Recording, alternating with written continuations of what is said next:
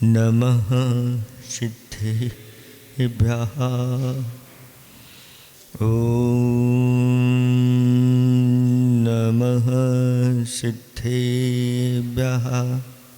ॐ नमः सिद्धेभ्यः।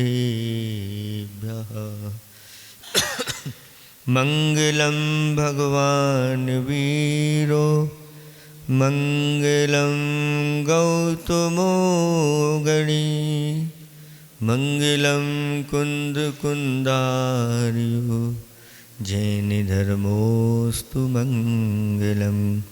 सर्वमङ्गलमाङ्गल्यं सर्वकल्याणकारकं प्रधानं सर्वधर्माणां चैनं चयतु शासिनम्। देवादिदेव एक खजराट कैवल्य कमलापति श्री आदिनाथ भगवान की। देवादिदेव एक खजराट घाटोल के बड़े बाबा श्री वाष्ट पूज्य भगवान की। देवादिदेव एक खजराट वर्तमान शासन नायक महावीर भगवान की। परम पूज्य स्वाट आचार्य प्रवर श्री वादिराज महामुनिराज की। परम पूज्य स्वाट आचार्य प्रवर गुरुवर श्री विद्यासागर जी महामुनिराज की। 3 कम 9 करोड़ मुनिराजों की जय। बोलो परम पूज्य वात्सल्य मूर्ति एक विमल सागर जी महाराज की। बोलो मुनि संघ की जय।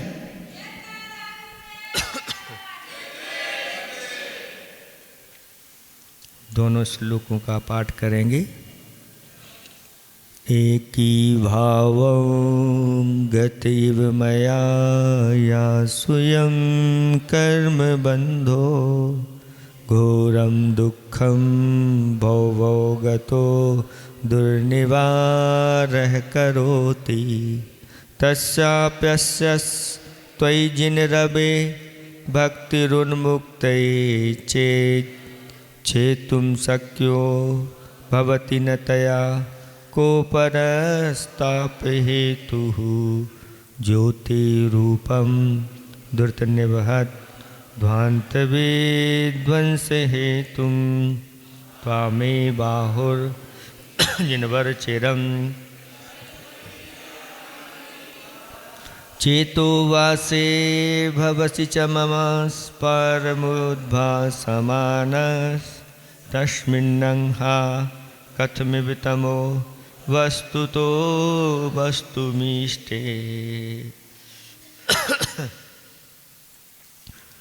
धर्म स्नेही बब्बात्माओं, कल दूसरे नंबर के छंद में ये कहा था कि चिरकाल से जो तत्व विद्या के जानकार गणधर आदि देव हैं वह आपको पाप समूह रूपी अंधकार के नाशक केवल ज्ञान ज्योति स्वरूप स्वीकार करते हैं। ऐसे जो भव्य आत्मा आपको अपने मन मंदिर में अत्यंत रूप से प्रकाशमान हो रहे भगवान को वह ध्यान में लाता है तो कहते हैं कि उसके अंदर पाप रूपी अंधकार फिर ठहर नहीं पाता, उसके पाप नष्ट होते हैं, ऐसा बता दिया था। अब अगला छंद आ रहा है, उसमें किस प्रकार से भगवान की भक्ति करना चाहिए ये बता रहे हैं।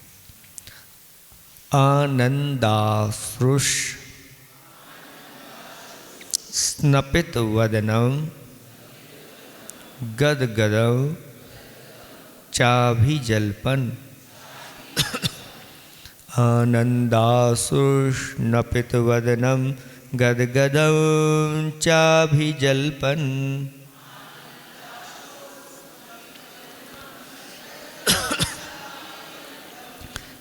यश्चाएतत् त्वयि दृढ़मनाः स्तोत्र मंत्रैर भवन्तं। यश्चाएतत् त्वयि दृढ़मनाः स्तोत्र मंत्रैर भवन्तं।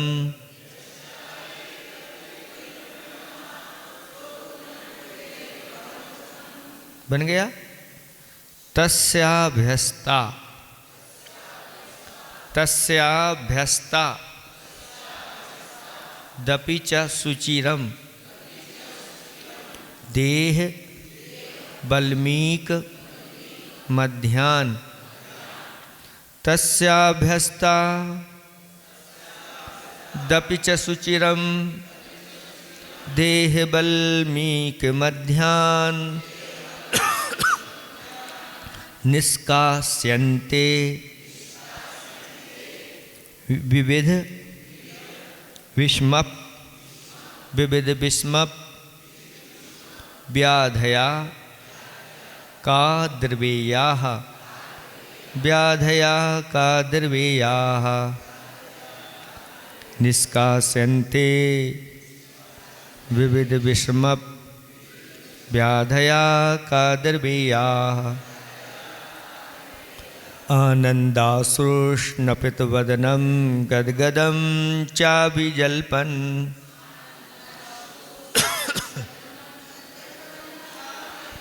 यश्चाएतत् त्वयि दृढमनाः स्तोत्रमन्त्रैर्भवन्तम्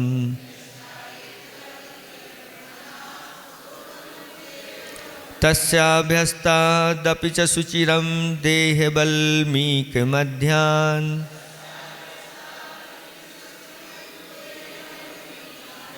निष्कास्यन्ते विविध विषमव्याधया का द्रव्येयाः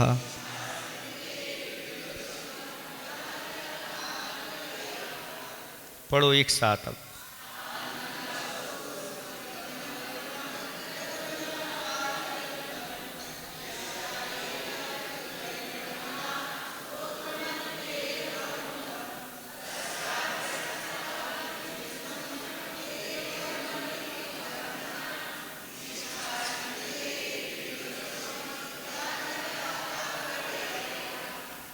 बन गया? पढ़ते बन जाएगा सबसे? ठीक।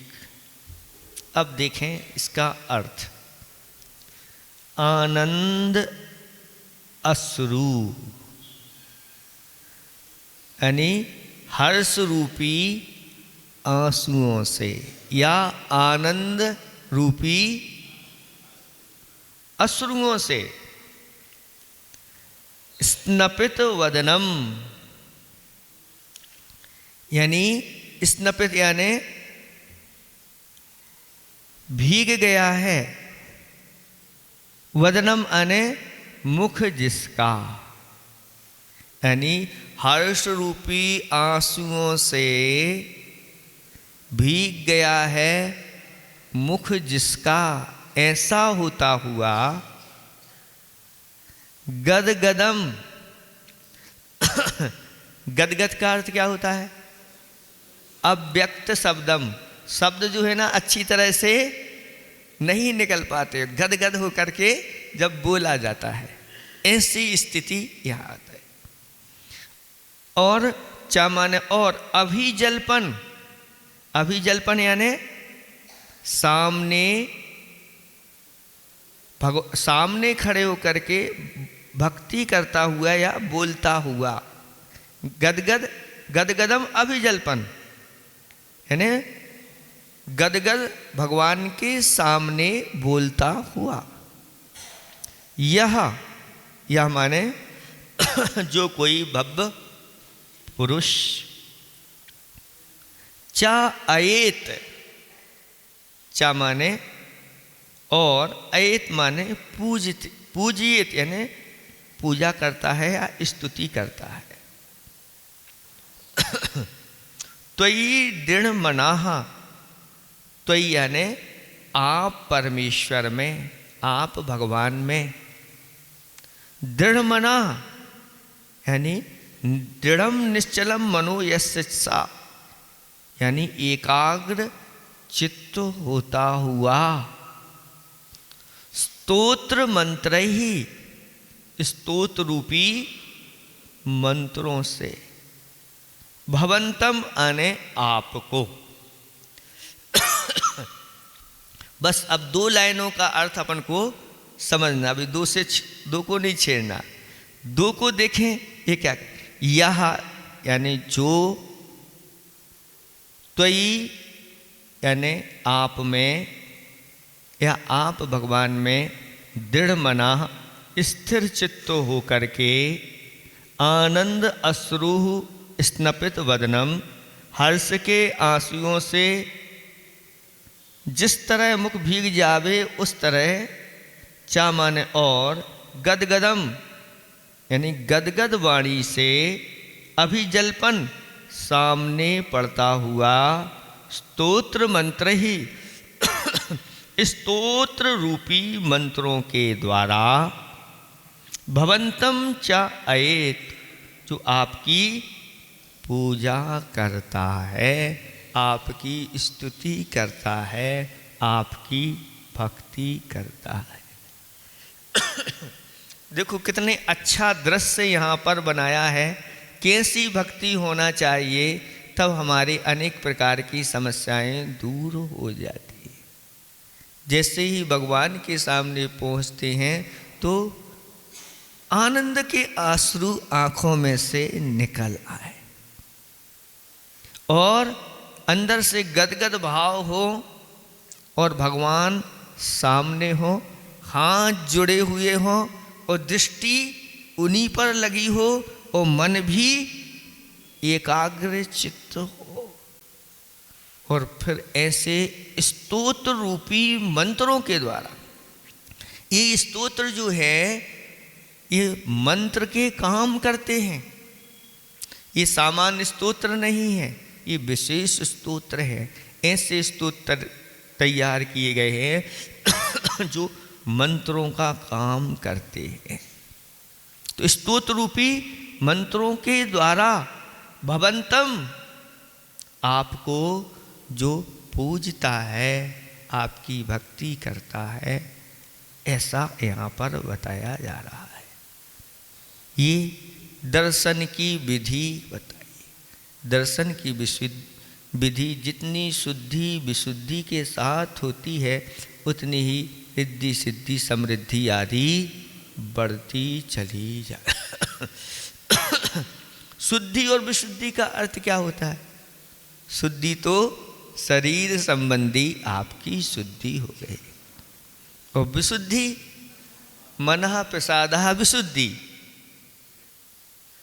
शुद्धि तनो प्रसादा और विशुद्धि मनो प्रसाद। शुद्धि जो है तन का प्रसाद है और विशुद्धि मन का प्रसाद। तो मन भी हमारा बिल्कुल निर्विकल्प है। इसलिए शास्त्रों में कहा कि जब भी मंदिर में प्रवेश करो तो निस्संगो हम, बस अब मेरा कोई नहीं है, सबको छोड़ो, जो आपके हैं उनको छोड़ो, अब तो बस जहाँ हम जा रहे हैं वहीं वो मेरे हैं। सारे विकल्प छोड़ करके निरुपकल्प हो करके फिर मंदिर में प्रवेश करना चाहिए। और मंदिर में प्रवेश करते जैसे ही हम भगवान के सामने पहुँचते, पद्म पुराण में तो ऐसा आया है कि जो दर्शन का सिर्फ मन में विचार करता है कि मुझे दर्शन करने जाना है, बस वही से उसका पुण्य बढ़ना प्रारंभ होता है। और वहाँ कहा कि जैसे ही उसके मन में आया कि मुझे दर्शन करने जाना, 2 उपवास का फल वहीं से प्रारंभ हो गया। कितने उपवास का? 2 उपवास का। फिर जैसे ही वह सामग्री ढूंढने लगता है जो भगवान को चढ़ाना है तो 3 उपवास का फल। घर से निकला 4 उपवास का फल, रास्ते में आया 5 उपवास का फल, और मंदिर के निकट आया 12 उपवास का फल। जैसे ही मंदिर दिख गया शिखर आदि तो 15 मतलब एक पक्ष का, फिर माह का, ऐसे क्रम से कहते हैं 6 माह, फिर वर्ष का, फिर 100 वर्ष, फिर 1000 वर्ष। और जब भगवान के सामने आकर के स्तुति आदि पढ़ने लगता है तो कहते हैं अनंत उपवास का फल।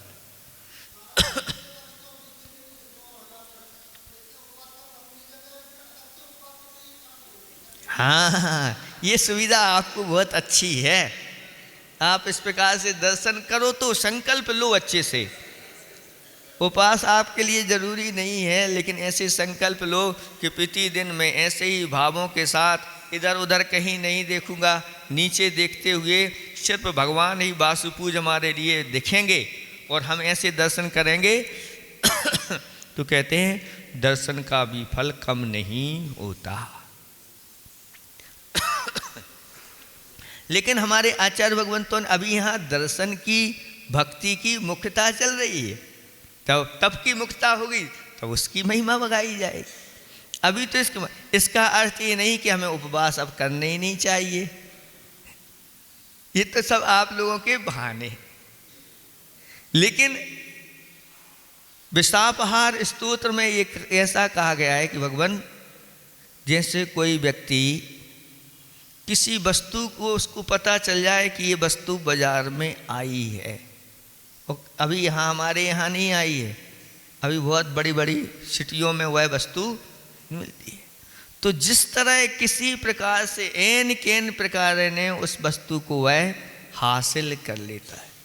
अच्छी कोई विशेष कंपनी का मोबाइल आया जिसमें नई नई चीज़ें टेक्नोलॉजी आई है, तो अब कहाँ से आया है, यहीं से आप खोज करना प्रारंभ करोगे, किससे में किसके माध्यम से नंबर लगाना है तो नंबर ये सब लगा एन केन प्रकार ने उस वस्तु को आप उपलब्ध कर लेते हैं।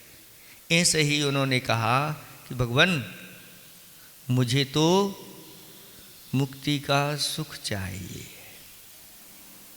चाहे वह आपकी भक्ति से मिले, चाहे आपके पूजा से मिले, चाहे आपके जप से मिले, चाहे आपके स्मरण से मिले, चाहे आपके ध्यान से मिले, मैं सब चीज़ें करूँगा, मुझे तो मुक्ति का लाभ चाहिए। चाहे आप पूजा कहो तो पूजा के लिए भी तैयार हैं, उपवास कहो तो उपवास के लिए भी तैयार हैं, रत्नातर धारण संयम धारण करने के लिए तो कहो तो उसके लिए मुझे तो मुक्ति चाहिए। ये तो ऐसा नहीं कि अब हाँ कह दिया तो बस अब इसके अलावा मैं कुछ नहीं करूँगा। अब तो भगवान की भक्ति से जब मिलता है सब कुछ, तो फिर महाराज के पास काहे को जाओ, वहीं के वहीं दर्शन करके निकल जाओ। ये सब है मन की यही तो ये सरलता नहीं है ना, मन की यही कुटिलता कहलाती है। मन सरल हो जाए तो फिर कहते हैं गुरु जैसा कहते चले जाएं वैसा करते चले जाओ, हो जाता है।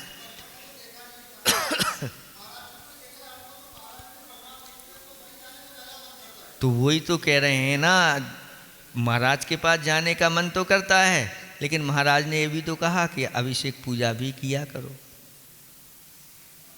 है ना। तो महाराज को तो आप दर्शन में मन लगता है, महाराज की बात तो जो सुनते हैं उनमें मन नहीं लग रहा है। आप तो अपने हिसाब से देख लेते हैं कि हमारे हिसाब की बात कौन सी है। महाराज हम तो आपकी सब बातें मानते हैं, हमें सब पता है, आप हमारी कौन, आपके मन की बात होगी तो मान लोगे, बाकी आपको मन में नहीं जची तो महाराज जाने उनका काम है। ऐसी स्थिति हो जाती। तो यहाँ पर बताया जा रहा है कि ऐसे उपवासों का फल हो जाए जब भगवान के सामने ऐसे गदगद भावों के साथ और फिर इन स्तोत्र रूपी मंत्रों को पढ़ते हैं तो कहना क्या, जरूरी नहीं है कि पूरा का पूरा आप स्तोत्र पढ़िए। आपका अगर एकाग्र मन हो गया, एक छंद ले लो और एक छंद को ही उसी को बार बार, एक बार नहीं बार बार, जैसे माला कितनी बार फेरते हो, माला में जप कितनी बार, 108, कम से कम 108 तो होते हैं एक माला। तो अगर 108 बार हमने एक छंद को पढ़ लिया और बार बार वही अर्थ के ओर हमारी दृष्टि चली गई और उसमें हम डूब गए भावों में, तो कहते हैं कि वह जो छंद है वह सिद्ध हो जाता है एकाग्रता के कारण से। सिद्धि के लिए क्या चाहिए, तो मन की एकाग्रता चाहिए, और मन एकाग्र नहीं हो तो महीनों वर्षों लग जाते हैं उस माला को फेरते हुए कुछ उसकी सिद्धि आदि नहीं हो पाती। तो ऐसा कोई करता है, आनंद रूपी अश्रु बहना चाहिए। देखो हरिवंश पुराण है, उसमें आया है कि जब राजा सोम और श्रेयांश रात्रि में उन्होंने स्वप्न देखे, श्रेयांश ने, राजा श्रेयांश ने, और उन स्वप्नों का सुबह सुबह जब जानकारी ली तो कुछ विशेष लाभ उनको होने वाला था। और हुआ यूँ कि जब वह अपने भोजन के लिए करने के लिए तैयार हो रहे थे और उसी समय आदिनाथ भगवान वहाँ पर आ गए उनके आंगन में। और जैसे ही आंगन में आए तो उनको देख करके ऐसा उनके लिए हर्ष उत्पन्न हुआ कि उन्होंने आंगन में ही अपने हर्ष रूपी आंसुओं के माध्यम से उनके पाद का प्रक्षालन किया और अपने केसों से उसको पोंछ भी दिया। ऐसा आनंद आए तो कहते हैं भैया फिर संसार चुल्लू भर रह जाता है। ऐसे ही सिंह के लिए महावीर भगवान का जीव, उसके लिए जब उपदेश दिया गया तो उसकी आंखों में से अश्रु की झड़ी निकल गई। और उस समय लिखा कि ऐसा लग रहा था कि उस आंसुओं के बहाने उसका मिथ्यात पाप आदि ही बाहर निकल रहा है। ऐसे अश्रु निकाल करके अपनी निंदा गढ़ा जब भगवान के सामने की जाती है और भक्ति हर्ष के साथ की जाती है, तब भीतर बैठे हुए पाप गलने लग जाते हैं। ऐसा यहाँ पर बताया गया है। इसलिए दृढ़ एकाग्र चित्त हो जाओ भगवान की ओर। दुनिया में क्या हो रहा है ये इसकी चिंता छोड़ दो, आजू बाजू में भी क्या हो रहा है इसकी चिंता छोड़। कुछ लोग होते हैं पूजा करते रहते हैं और इधर उधर देखते रहते हैं। क्यों भाई क्या कर रहे हो, ऐसा नहीं करते। और बस इसी में टोकते टोकते लोगों को उनकी पूजा हो जाती है। अब बताओ मन कहाँ लगा पूजा में, इधर उधर कौन क्या कर रहा है इसकी ओर दृष्टि हो जाती है। तो नहीं, एकाग्र होकर के एक स्थान पर बैठ जाओ जहाँ शांति का माहौल हो और फिर इन स्तोत्रों को ले लो और फिर इसका पाठ करो, उसकी अर्थ की ओर चले जाओ। देखो अब बता रहे हैं कि क्या अगर ऐसी पूजा करता है तो क्या होता है। तस्य अभ्यस्तात, तस्य यानी उस पुरुष के, अभ्यस्यात यानी चिर परिचित, अभ्यस्यात यानी परिचित, अभ्यास, अभ्यासात अपि परिचित भी, च माने और, सुचरम, सुचरम माने बहुत समय से, बहुत समय से परिचित भी, देह बल्मीक, देह रूपी वामी के मध्यात, मध्य से, निष्कास्यन्ते निकल जाते हैं, विविध विषम, विविध माने अनेक प्रकार के, विषम माने भयंकर या असाध्य, व्याधया माने रोग व्याधियां, का द्रव्या व्याधि रूपी, का द्रव्य यानी सर्प, व्याधि रूपी सर्प। कैसे व्याधि रूपी सर्प, जो अनेक प्रकार के और असाध्य विषम भयंकर ऐसे व्याधि रूपी सर्प कहाँ से निकल जाते हैं? देह रूपी वामी के मध्य से निकल जाते हैं। जो बहुत काल से वहाँ पर रह रहे हैं। ऐसी वामी, जो वामी वर्षों से प्राचीन ता से उसकी प्रसिद्धि चली आ रही कि इस वामी में बहुत बड़े बड़े सर्प रहते हैं। अभी के नहीं, ये बहुत पुराने सर्प हैं। और उन सर्पों को मंत्रों के द्वारा बाहर निकाला जाता है।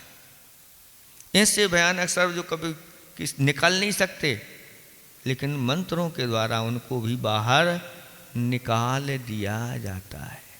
ऐसे ही हमारी देह में, देह रूपी वामी में ये सर्प रूपी रोग रहते हैं।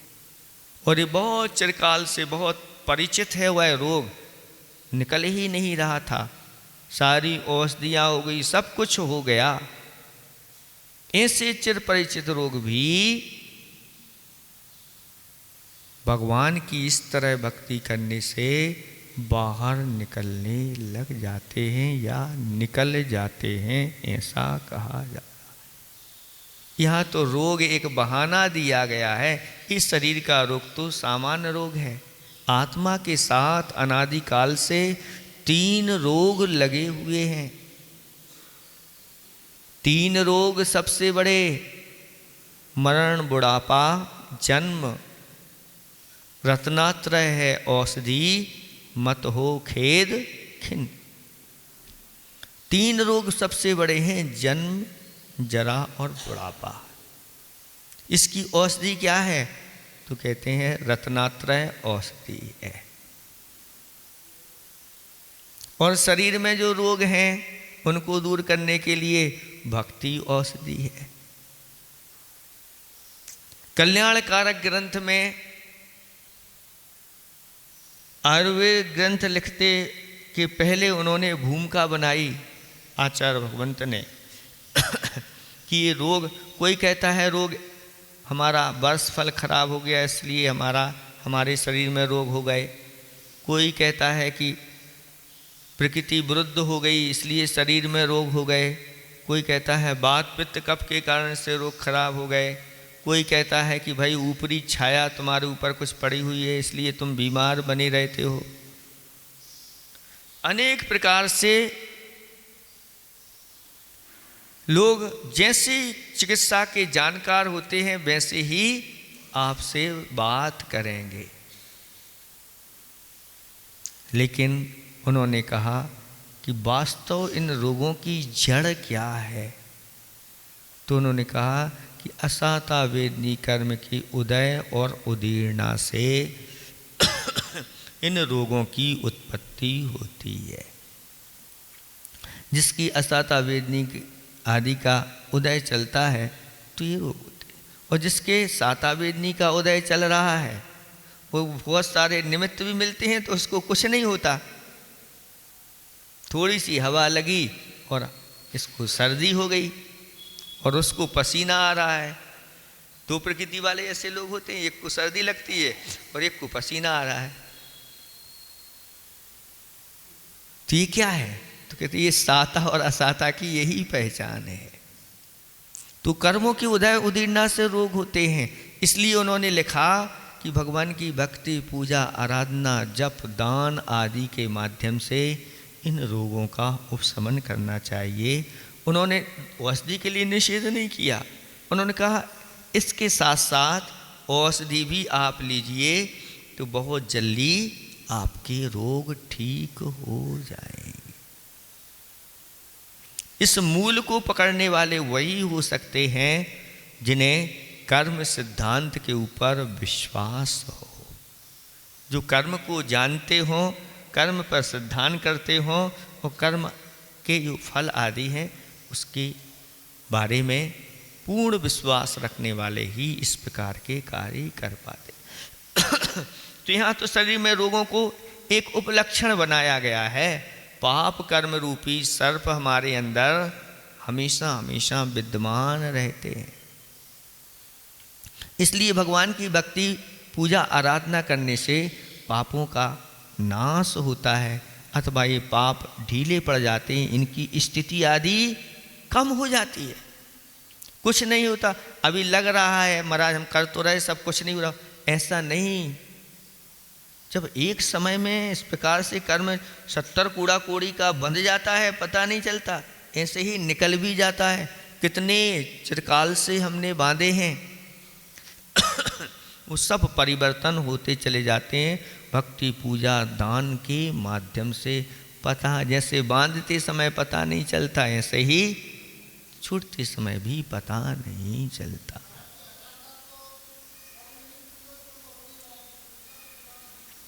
पर जो है ये निमित्त तो हैं उदीर्णा आदि के लिए कारण, लेकिन सबकी उदीर्णा हो ही जरूरी नहीं। जिनका पुण्य तेज होता है उनके लिए सर्दी में भी बाहर निकल जाते हैं तो भी उनको कुछ नहीं होता, और थोड़ी सी किसी के पुण्य मंद होते हैं और बाहर निकले और काम हो जाता है। दोनों प्रकार से होते हैं। देखो एक कथा के माध्यम से आपको समझ में आ जाएगा।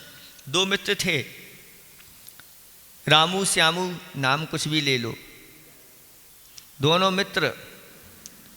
और एक दिन दोनों की चर्चा हुई। रामू कहता है भाई आज तो मैं दिन भर मंदिर में रहूँगा, रात्रि भी मैं वहीं व्यतीत करूँगा, भक्ति पूजा आराधना जो कुछ है मैं सब चीज़ें करूँगा, चलो तुम भी मेरे साथ मंदिर चलो, तुम भी हमारे साथ भक्ति पूजा आराधना करना।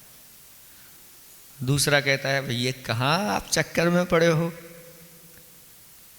मंदिर में कौन से ज़माने की बातें कर रहे हो, तुम मेरे साथ चलो, बढ़िया तुम्हारे लिए मौज कराऊंगा।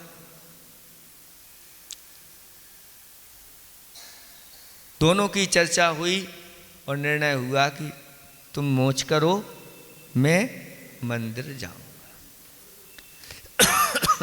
और वह मंदिर गया, दिन भर भगवान की भक्ति पूजा बहुत सारे जो जो अनुष्ठान थे किए, रात्रि भी वही मंदिर में उसने निकाली और सुबह सुबह वापस आ गया।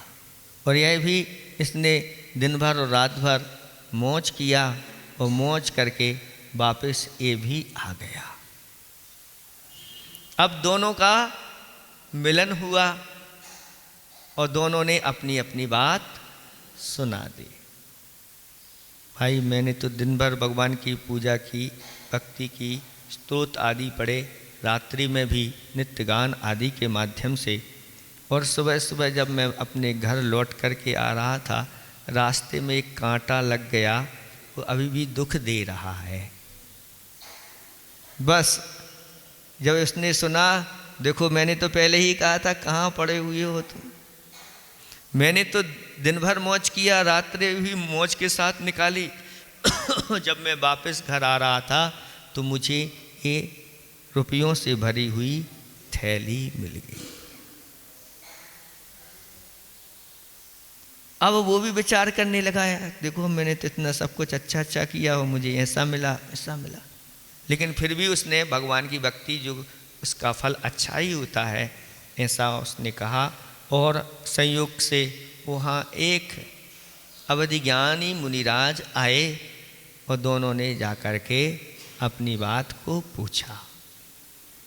तब उन अवधि ज्ञानी महाराज ने बताया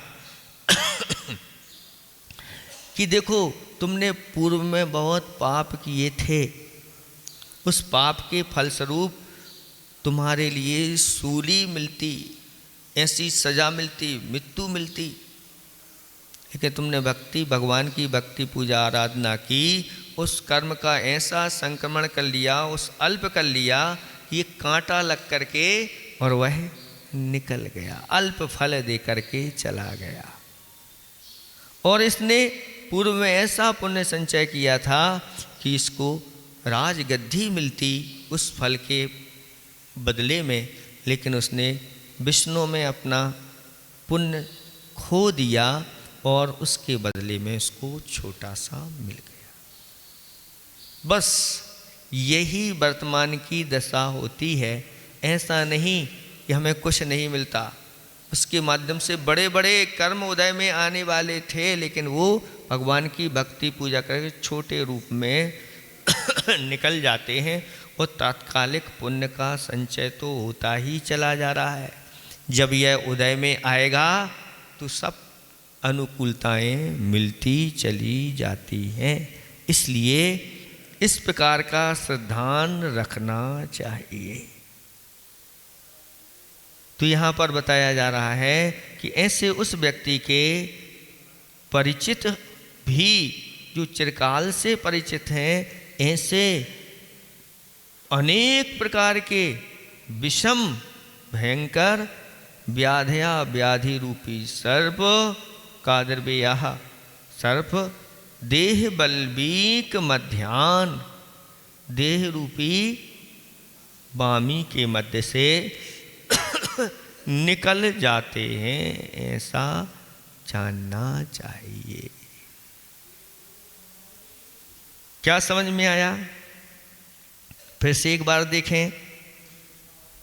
हे भगवान, यहाँ भगवान की भक्ति करते हुए कह रहे, हे भगवान, आनंद अश्रु स्नपित वदनम च गदगदम, आनंद रूपी आंसुओं से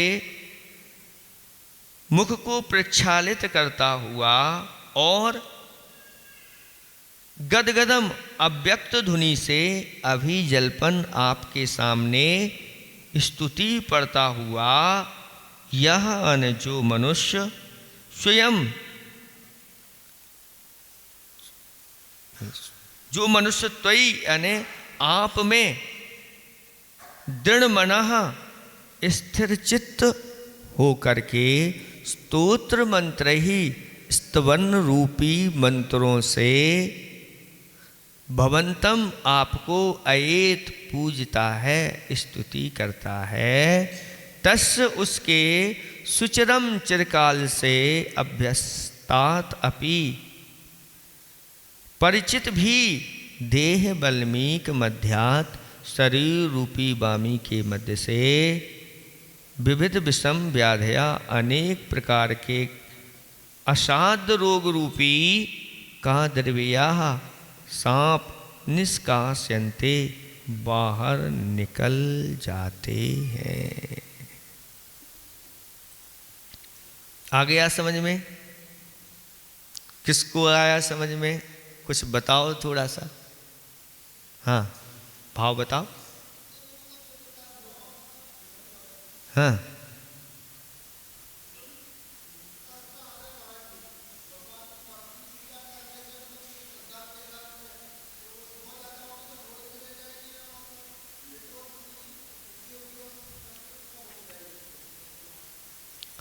बैठ जा। भगवान की भक्ति पहले तो 2 लाइनों से बताओ कि भक्ति कैसे करना चाहिए। इधर से बताओ।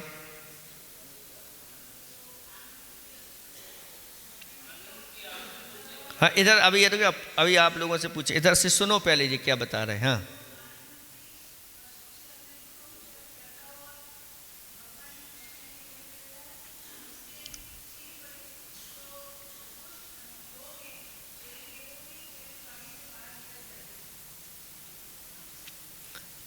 हाँ, पूरा नहीं आ रहा अभी पहले 2 लाइनों का दृश्य सामने रखो, फिर 2 लाइनों का दृश्य अलग। कोई भगवान का भक्त है, हाथ जोड़े खड़ा हुआ है, उसकी दृष्टि भगवान के ऊपर है, वो मन भी एकाग्र है और हर्ष रूपी अश्रु उसकी आँखों से निकल रहे हैं, मुख उसका भीगा हुआ है और गदगद होकर के भगवान के सामने वह स्तोत्र रूपी जो मंत्र हैं उनके द्वारा वह स्तुति कर रहा है, अब पढ़ रहा है। एक दृश्य हो गया। दूसरा दृश्य क्या है कि उसकी देह रूपी वामी में जो अत्यंत चिर परिचित ऐसे रोग रूपी सर्प उस वामी से बाहर निकल रहे। पूरा का पूरा दृश्य सामने आ रहा है। एक व्यक्ति है और ऐसी भक्ति कर रहा है और उसके शरीर से वह रोग निकल रहा है, यानी रोग रूपी सर्प। क्योंकि यह रोग रूपी सर्पों का घर है। आप लोग भक्ति पढ़ते हैं ना, एक ते गुरु मेरे उर बसो भव जलधि जहाज, ऐसा कुछ है। उसमें आता है रोग उरग बपू गिनो बिल गिन्यो भोग भुजंग समान कदली तरु संसार है, यह सब छोड़ो जान। क्या कहा उसमें? रोग उरग बपू बिल गिन्यो। रोग रूपी सर्पों का बिल क्या है? बपू माने शरीर है। और भोग कैसे हैं? भोग हैं भुजंग समान, सर्प के समान भोग है। कदली तरु संसार, कदली वृक्ष के समान संसार है। ऐसा जान करके आपने सबको छोड़ दिया है। संसार शरीर और भोगों की वहाँ पर स्थिति। ते गुरु मेरे उर बसो भव जदि जहा ते, ऐसा आती। बहुत अच्छी वह गुरु स्तुति की गई है। वही दृश्य यहाँ पर रखा गया है और ऐसे दृश्य के साथ उसके शरीर निरोगता को प्राप्त हो रहा है। ऐसी भक्ति करते रहो भगवान के साथ। लेकिन बहुत दुर्लभ है, ऐसे कहाँ परिणाम हो पाते हैं। कभी कभार ऐसे बन जाते हैं जब हम अपने भावों के अंदर उतर जाते हैं। और जब उस समय अगर ऐसा परिणाम हो गया कुछ क्षण भर के लिए, बस उसी समय हो सकता है कि हमारी जो कर्मों की स्थिति बहुत अल्प हो जाती है। सम्यक दर्शन प्राप्त करते समय बंधापसरण होते हैं। ऐसे बंधापसरण होते हैं कि जो बंद होने वाली प्रकृतियां हैं वो हीन हीन हीन हीन होती चली जाती है। उनकी स्थितियां अनुभाग आदि सब हीन होते चले जाते हैं। ये सब भगवान की भक्ति का ही परिणाम होता है, ऐसा जानना चाहिए।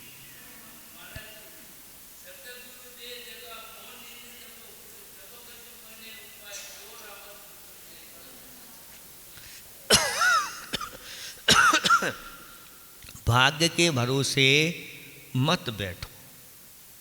हमारे आचार्य भगवान कहते हैं भाग्य के भरोसे मत बैठो। आप इस प्रकार का पुरुषार्थ करो।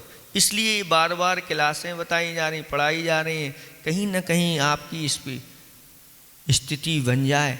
पूजा करो, स्तोत्र पढ़ो, जाप करो। 6 कारण बताए वहाँ। अकेली सिर्फ पूजा नहीं, कुछ लोग सिर्फ अभिषेक करके चले जाते हैं। अभिषेक करिए, पूजा करिए, स्तोत्र पढ़िए, जाप करिए।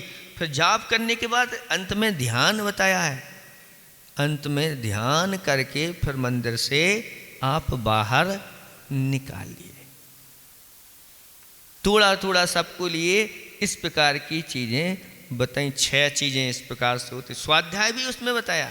अभी तो एक चीज़ रह गई, स्वाध्याय करिए, फिर ध्यान करिए, फिर इस प्रकार से आप आए नहीं और कलसी उठाई और ढारो रे भजन सुनाने वाला है और ढारो रे और भागो रे तो करके आ गए। अब ज़्यादा समय नहीं है क्योंकि नाश्ता बना रखा है। जाके नाश्ता तभी मिलेगा जब मंदिर करके आओगे, तिलक लगा करके आओगे, तब इस प्रकार की ये चीज होगी। इसलिए जितना अधिक से अधिक समय, नहीं तो फिर संसार में तो संसार के कार्यों में समय निकलना ही है। वहाँ पहुँच गए तो बस वैसे ही स्थिति द्रव्य क्षेत्र काल भाव की आती है और अनेक चीज़ें सामने आती हैं तो हो जाता है। अभी उन्होंने अपना अनुभव सुनाया, महाराज हमारे 15 उपवास तो बहुत अच्छी तरह से हो गए अब एक और आखिरी का था, लेकिन सब यहाँ का कार्यक्रम समाप्त हो गया। अब घर में निकालना तो बहुत मुश्किल होता है। और यहाँ सुबह से शाम तक सारी क्रियाएं होती हैं, सब साथी संगाती होते हैं, एक दूसरे के देख करके और हिम्मत बढ़ती चली जाती है। कहीं यात्रा के लिए गए और एक सबसे पीछे रह जाए और सारे संगाती सब आगे निकल जाएं तो फिर देखो स्थिति, अब कैसे पाएंगे उनको, हताश जैसे हो जाते हैं। इसलिए ये संगति का या द्रव्य क्षेत्र काल का प्रभाव पड़ता है।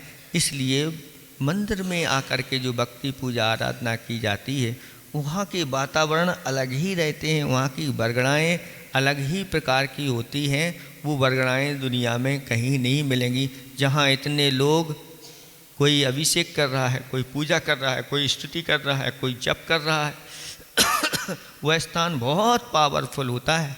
वो वरगणाएँ, सारी वरगणाएँ वहीं के वहीं अपन के लिए भी प्राप्त हो जाती हैं। समझदार लोग इस प्रकार का लाभ उठा लेते हैं, ऐसा जानना चाहिए। ठीक है, ये समझ में आ गया, पूरा दृश्य समझ में आ गया। क्या समझ में आया इसका अर्थ? एक व्यक्ति है, भगवान के पास खड़ा हुआ है, भगवान की ओर ही उसका चित्त लगा हुआ है और उनको ही वह निहार रहा है। स्तोत्र रूपी मंत्रों से भगवान की भक्ति कर रहा है, लेकिन गदगद भावों से कर रहा है और हर्ष के आंसुओं से उसका मुख भीगा हुआ है। और उसका फल क्या मिल रहा है कि उसके शरीर में जो चिर परिचित असाध जो व्याधियाँ रूपी रोग रूपी या व्याधि रूपी सर्प जो हैं वह उसके शरीर से बाहर निकल जाते हैं या निकल रहे हैं, ऐसा ये दृश्य हो गया। अब इसका हिंदी वाला देखते हैं, ज्ञानोदय वाला और समझ में आ जाएगा। अच्छे से बैठ जाए, आपको नहीं बैठे तो एक बार फिर हम बता देंगे, लेकिन बैठना चाहिए। हर्ष अर्शुओं से गीला हो, मुखमंडल गद गद वाणी, स्तुति करता तब मंत्रों से, दृढ़ सिद्धाधर जो प्राणी, बहुत काल से तन में बसते, कष्ट दे रहे रोग महा, शीघ्र भागते तनवामी से, रोग सर्प अब रहे कहाँ। ये ज्ञानोदय छंद हो गया। चौपाई और दोहा के माध्यम से और समझाते हैं। हर्ष आंसुओं से मुख धोते, अंतर मन से गद गद होते, थिर मन जो तुम में रखते हैं, स्तोत्र मंत्र से स्तुति करते हैं। चिर परिचित उनके सभी, सांप सरीखे रोग, तन बामी से भागते, स्वस्थ होए बेलो। ओम ह्रीम रिद्धि सिद्धि प्रदायक, सकल रोग हराय, श्री वासुपूज्य जिनेन्द्राय नमो नमः। इसके बारे में एक दो घटनाएं और भी आई हुई हैं। एक घटना तो हमारा चातुर्मास छपारा में हुआ था, और छपारा में एक महिला ने इस एक ही भाव स्तोत्र की महिमा बताई कि महाराज असावधानी से मेरे ऊपर पैर के ऊपर कुछ गरम गरम पदार्थ गिर गया और पूरी की पूरी खाल उधड़ गई और ऐसी स्थिति हो गई। वह महिला मंदिर में गई और भगवान से प्रार्थना करने लगी, भगवान मेरे इस दुख को दूर करो। उसको एक आवाज़ सुनाई दी, ये की भाव का भगवान के सामने पाठ करो। और उसने एक ही भाव निकाला और भगवान के सामने वह पढ़ना उसने प्रारंभ किया। वो बड़ी श्रद्धा के साथ उसने एक ही भाव प्रारंभ किया। देखते ही देखते वह किस प्रकार से जली थी कुछ भी पता नहीं, नामो निशान नहीं, वह ठीक हो गया। उस महिला ने आकर के मुझे पता नहीं, ये तो बहुत ही अच्छा। ऐसे ही शांति सागर जी महाराज, किसी को कोढ़ हो गया था, उन्होंने उससे कहा था प्रतिदिन एक ही भाव स्तोत्र का पाठ करके और भगवान का गंधोदक बार बार आपको लगाना है। और ऐसा वह करता गया और कुछ ही दिनों में उसका वह रोग दूर हो गया। ऐसा ये महिमाशाली यह एक ही भाव स्तोत्र है। इसको आप कंठस्थ करिए और साथ साथ में इसके अर्थ को भी अपने अंदर बिठा के रखिए। बस एक ही करो।